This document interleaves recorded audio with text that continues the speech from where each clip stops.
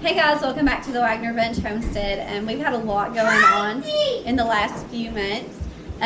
We were traveling as a family of 9 with my husband's work, living in a camper with 7 children. Now we're finally back on our homestead of 42 acres here in Kentucky, and we're going to be doing all kinds of videos on how to preserve all of our vegetables, videos on our meat, like our meat chickens, and how we preserve that on our hogs.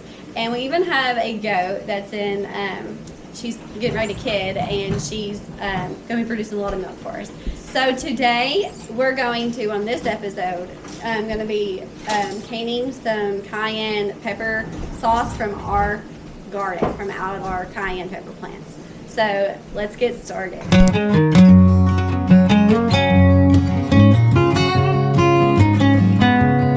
Okay, so I have my girls helping me today, and they're going to show you how to cut the stems off and dice them up. Okay guys, what you're going to do first is just cut off this green part right here, and you're just going to put it in your scrap roll, which ours is right there. And then you're just going to sit here and dice it up just like this. Okay, so we got all the cayenne peppers cut up, and now we're going to get started with our garlic. Okay, so the next thing is, this recipe calls for 5 teaspoons of minced garlic. I don't have minced garlic, so I'm just going to take a head of garlic and I'm going to dice it up. I'm going to have my girls actually dice it up. That might help. And we'll just measure out 5 teaspoons of that.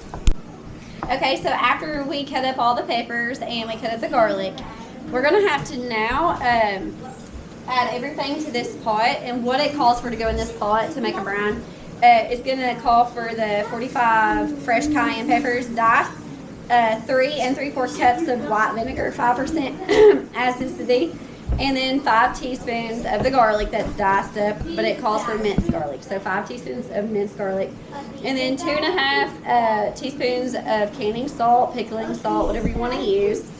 And then we're going to put everything into the pot. We're going to bring it to a boil. And then we're going to cover it and let it simmer for 20 to 25 minutes until the peppers all get tender. And then we're going to pull it off the stove.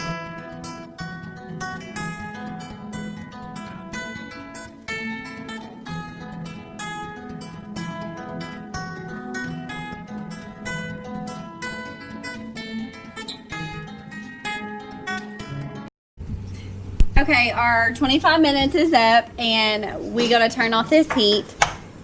The next thing that we have to do is take the pepper and the brine and put it into a blender and blend this completely smooth. But right now I'm gonna take this off the heat and let this cool, because I don't like putting something that's that hot into my plastic blender. Okay, so we're gonna add the peppers and the brine.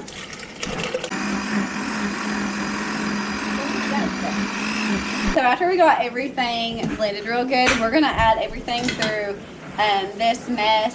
It's supposed to do a mesh sifter, but a colander, just to get the seeds out.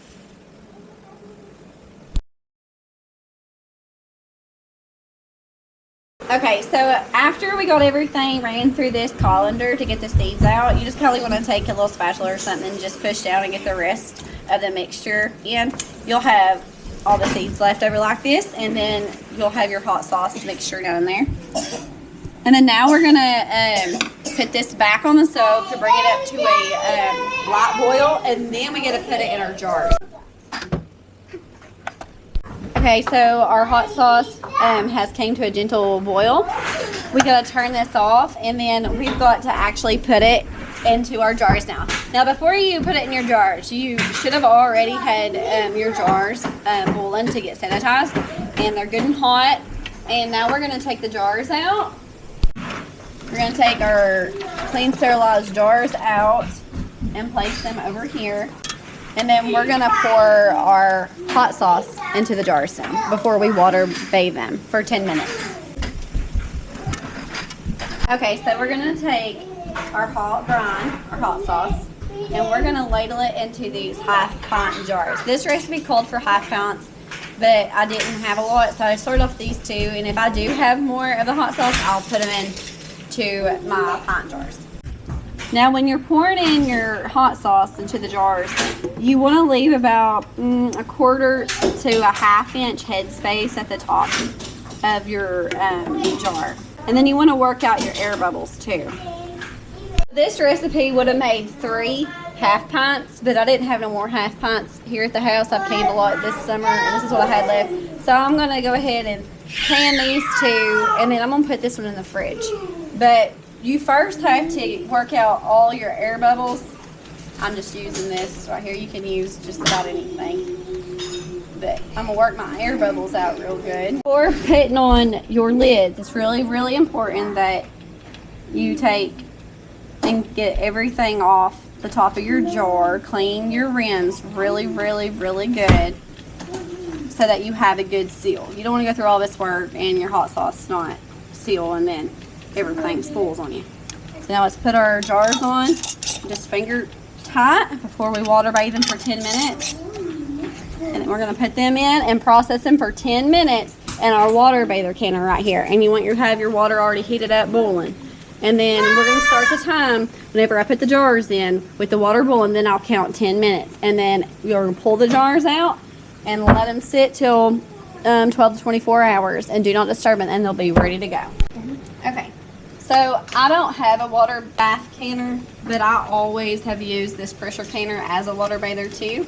I just put them in there like that, and then I just put my lid on top, and I've never had a problem with any of my jars. I got a string on there. But I've never had any problem with any of my jars not sealing. You just need to make sure that the water is about a ½ inch to an inch over the top of your jars. Okay guys, so our timer is up for 10 minutes to take out our jars. Whoa, that is super hot. Hold on just a second.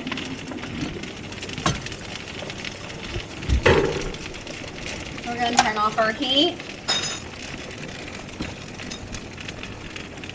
Place our jars on a towel, and now we're just gonna let them sit there and cool till tomorrow, and then we'll be ready to store them in our pantry.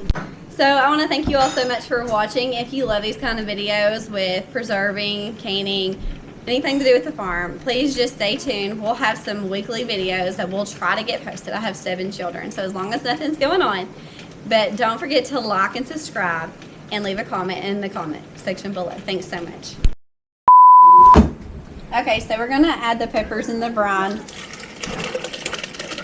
into this mixer. Guys, this is not the best mixture. I got this given to me. I've got to get a better food processor or something, but it works. Okay, I had to turn that off. I forgot my top, and hot brine went everywhere. Okay, let's try this again.